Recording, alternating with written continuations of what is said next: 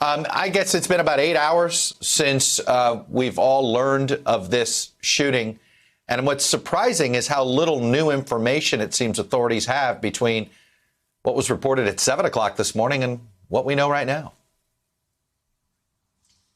That's exactly right, Chuck. That's what struck me most coming out of the press conference earlier today.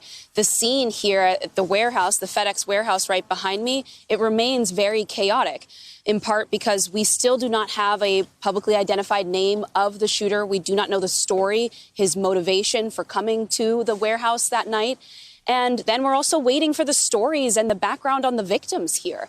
And what we've been told from officials is that it's painstaking work to get that out.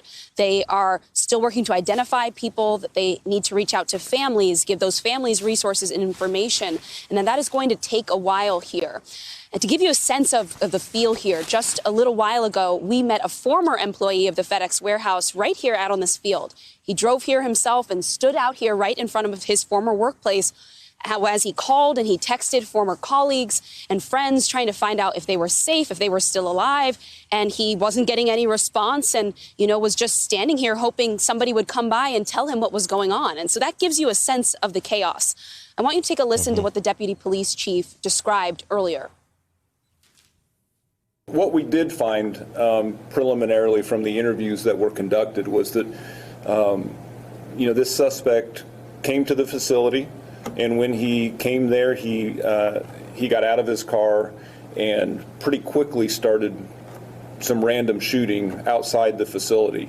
There was no confrontation with anyone that was there. There was no disturbance. There was no argument. He just appeared to randomly start shooting, and that began in the parking lot.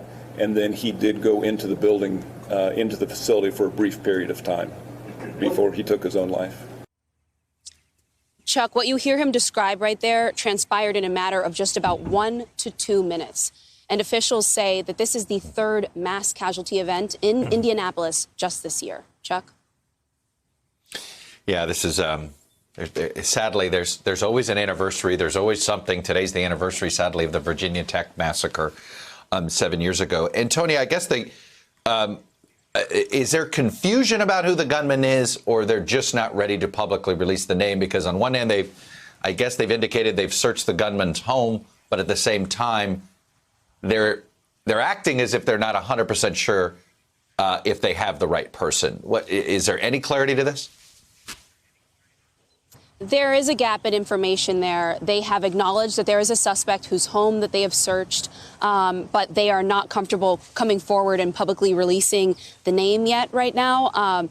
Among the employees, what reporters have heard are rumors that this person may have known people here, but none of that backstory, none of the motivation has been made public or clear to those of us on the ground trying to get answers here, Chuck. And so we're hoping that imminently some more of these details are going to come out.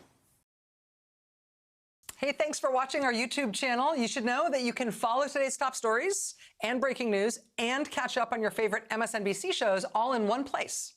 Download the NBC News app today.